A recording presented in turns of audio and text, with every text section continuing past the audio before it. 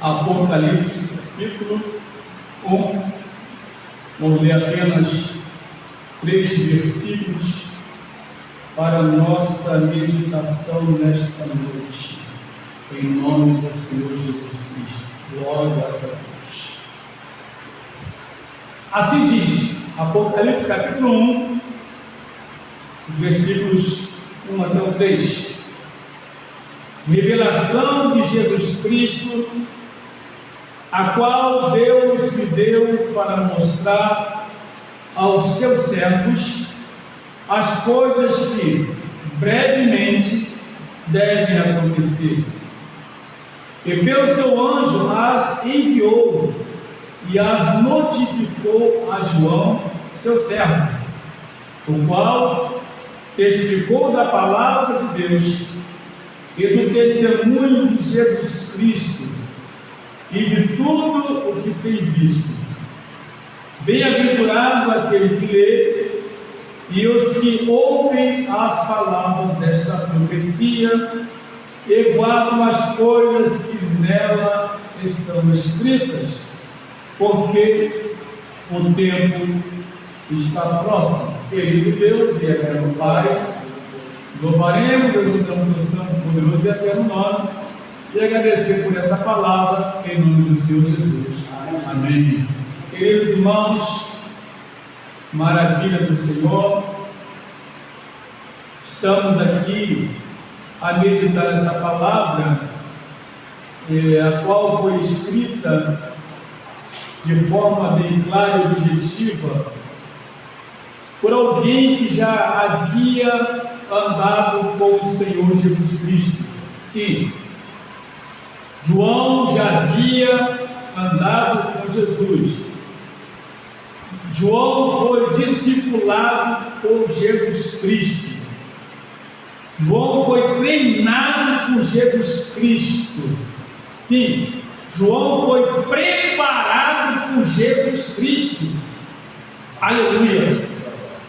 E tudo que ele aprendeu, toda a preparação que ele teve, e também o incentivo ali, através do Espírito Santo, levou a ele a viver uma situação difícil, complicada, que na época, ele pregando a palavra de Deus, ele rejeitava reconhecer o imperador de Roma como Deus, porque para ele e para nós só existe um Deus, e ele rejeitava isso. Isso é uma coisa que o imperador de Roma não gostava, era exatamente isso, que ele queria ser declarado como rei, e João não aceitava isso. E isso então fez com que o imperador mandasse enviar o João para a ilha de Patmos, uma ilha inacessível, uma ilha de difícil acesso. Ainda que alguém tentasse fugir, daria trabalho, porque só através de embarcação, uma ilha aonde estava ali, ou estavam as piores pessoas, os piores bandidos, assassinos, ali naquele local quebrando pedra. Essas pedras eram usadas para as obras, para os monumentos ali em Roma. E ele, João, estava naquele meio, mas ele não estava ali porque era uma pessoa de má conduta. Ele não estava ali como alguém que havia arrumado problema, ou alguém que havia roubado, brigado, matado, alguém que não como alguém que havia desafiado. Na verdade, ele estava ali porque, pelo zelo da palavra, ele estava pregando a palavra,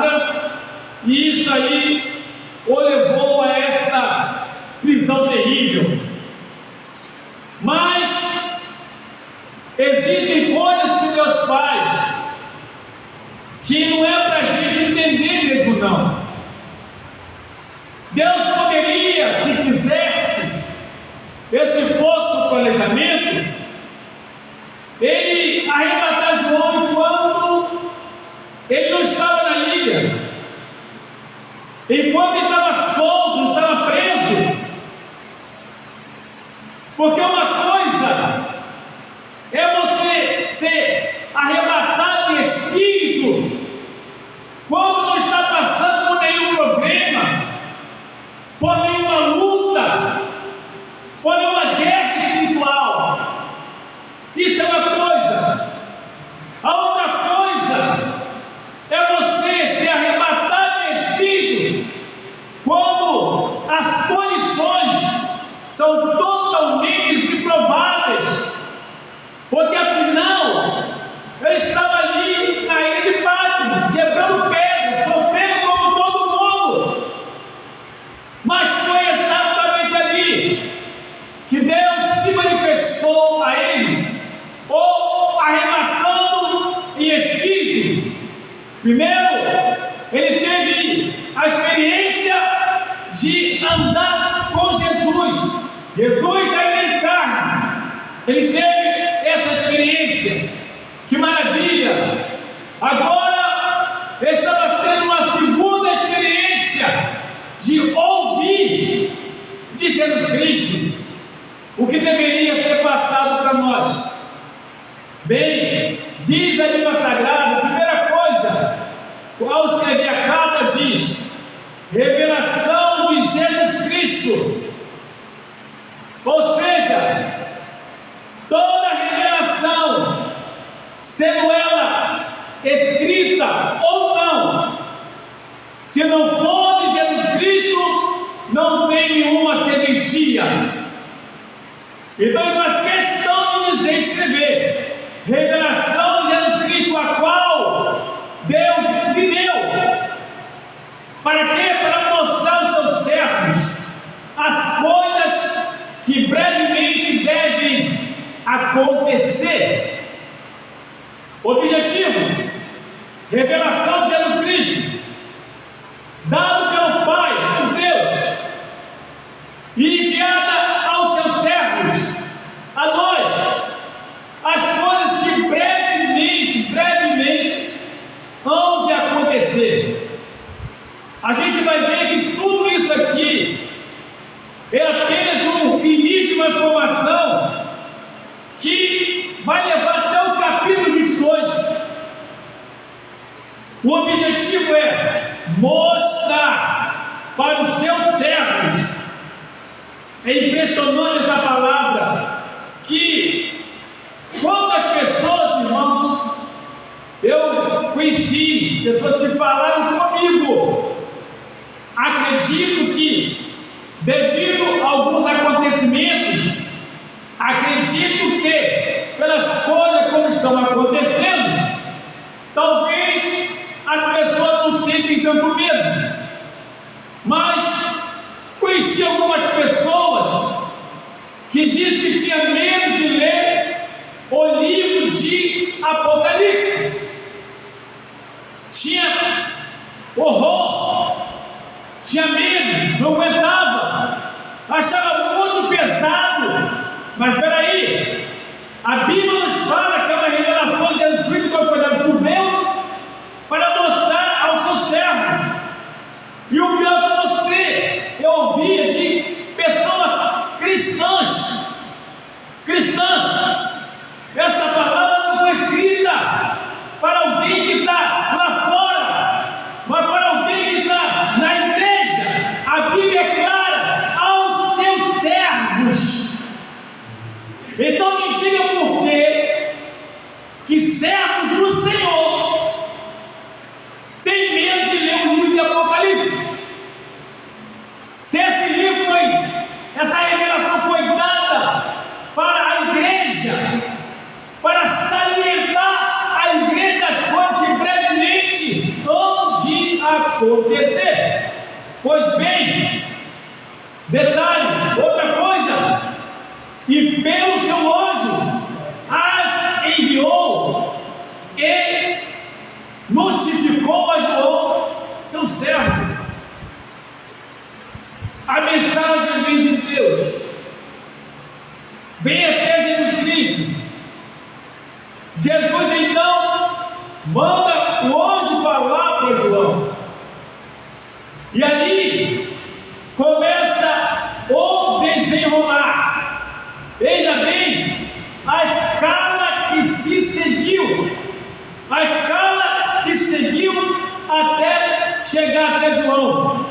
Ou seja, João não recebeu diretamente da boca de Deus, da boca de Jesus, mas recebeu de Deus, que deu para Jesus, e agora através do anjo que vem e notifica para ele e fala para ele. Detalhe importante: notificou a João, seu servo, o qual testificou da palavra de Deus e do testemunho de Jesus Cristo e de tudo o que tem visto. Esse é que é o ponto importante.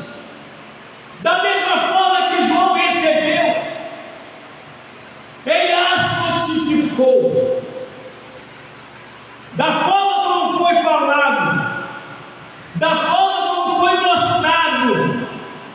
Então, a Bíblia diz que ele notificou, ele testemunhou tudo aquilo ali, tudo que tem visto. E isso mostra, na verdade, primeira coisa, a misericórdia de Deus, o cuidado de Jesus Cristo. Outra coisa que nos mostra a responsabilidade de todo aquele que recebe as revelações de Deus.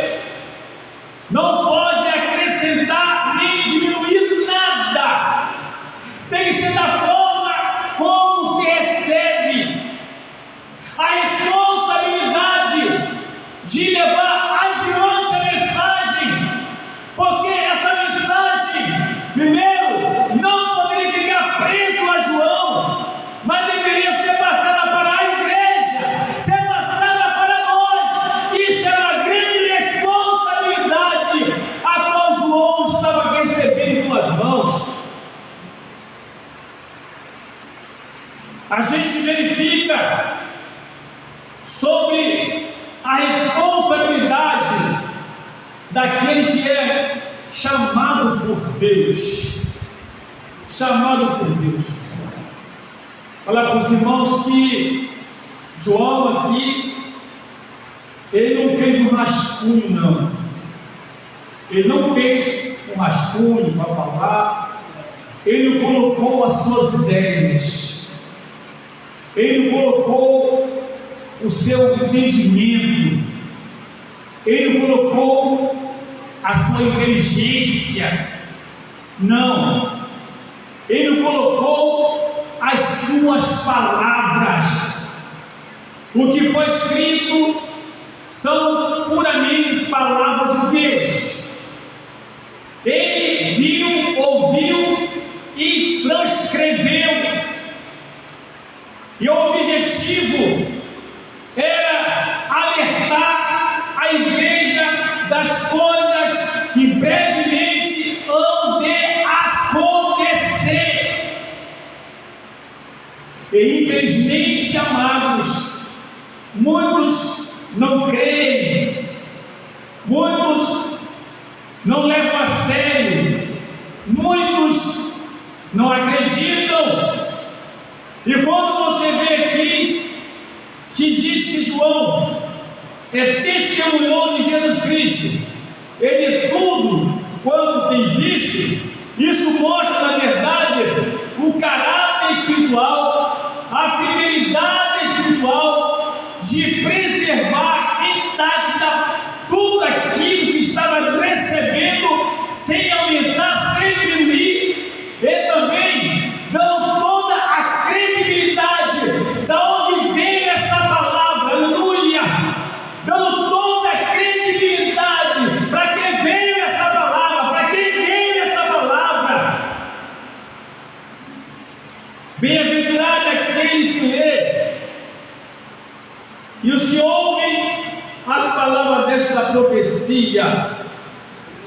Bem-aventurado, bem-sucedido é todo aquele que lê, que se prontifica a ler, e os que ouvem as palavras desta profecia, ainda que alguém não saiba ler, mas pode ouvir. Ainda que alguém não saiba ler, mas pode ouvir. A gente tem visto, primeiro, várias formas de propagar a palavra de Deus. Então tem pessoas que estudaram libras, sinais, para poder passar adiante aquilo que é ensinado e pregado, para aquelas pessoas, na verdade, que não escutam. Outra forma também é um sistema chamado Braille, na verdade, em da pessoa chegar através do tato, conseguir ler. Então tem várias formas, na verdade, de que tem colocado a pessoa que é cega, não pode falar que não tem condições, a pessoa que não escuta, não pode falar que não tem condições. Agora imagine uma pessoa que não é cega, uma pessoa que escuta, oh aleluia, e muitas vezes se modifica a ler e ouvir a palavra de Deus. Por isso, bem-aventurado ou bem-sucedido é aquele que lê e os que ouvem as palavras desta profecia e guardam as coisas que nela estão escritas. Não é apenas ler, não é apenas aprender, não é apenas saber, porque o salmista escreveu no Salmo 119, no verso 11, que diz: escondi a tua palavra no meu coração, para eu não pecar contra ti. Também escreveu Salmo 119, 105, bem claro: lâmpada para meus pés é a tua palavra, luz para o meu caminho. E a gente começa a perceber, na verdade, que também nós temos que ter essa visão de não apenas ler, não apenas aprender, aprender para pregar, aprender para ensinar, mas aprender para viver. E a única forma, na verdade, que se aprende para viver é guardando, escondendo toda a palavra que é ensinada e pregada pela Bíblia Sagrada em nossos corações. O objetivo é para não pecar com o Senhor, para não pecar contra Deus. Aqueles que leem e guardam as coisas que estão escritas.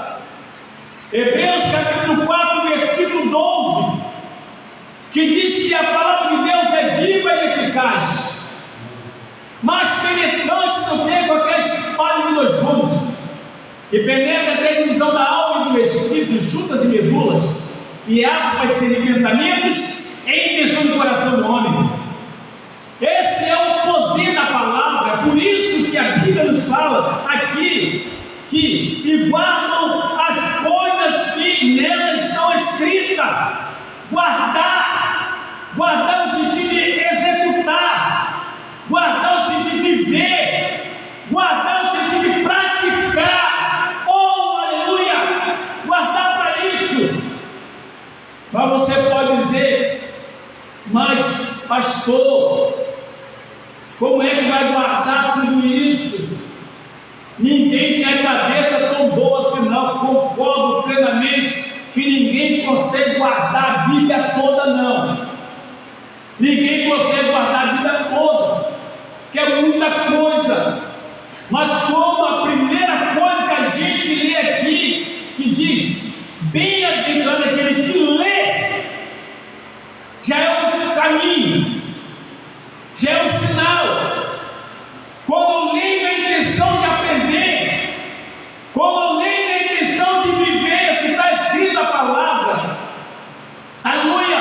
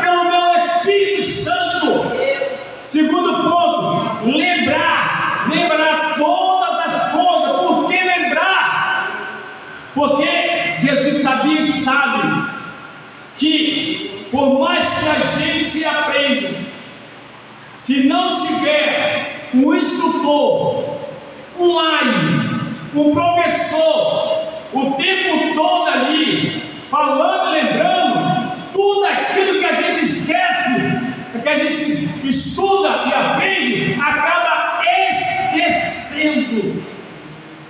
O discípulo passaram por Jesus 3 anos e alguns dias, e tinha um risco muito grande de esquecer, talvez nem tudo, mas algumas coisas que Jesus havia ensinado para ele desde quando o chamou. Aí então ele fala que o Espírito Santo ia lembrar eles, ia lembrar. Assim também somos nós que estudamos, nem estudamos a palavra de Deus, e quando na verdade estamos pregando ou falando alguma coisa, isso não é inteligência artificial, isso não é inteligência humana, isso é ação do Espírito Santo, é que revela a verdade, revela para nós e revela que é para a igreja, para a honra e glória, em nome de Jesus.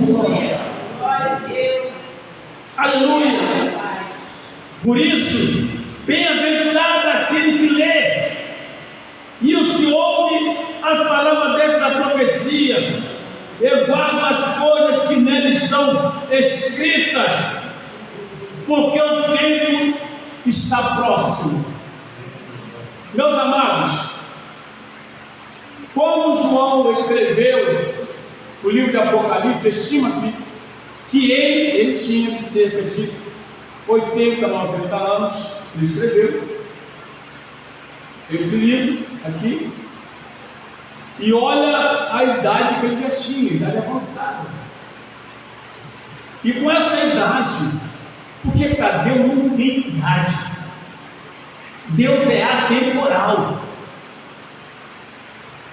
E com essa idade, ele então é levado em espírito, e ainda com essa idade, ainda gozava de força para ouvir, para entender, gozava de força para escrever, como está no capítulo 10, que diz: importa que você continue a pregar, continue a falar.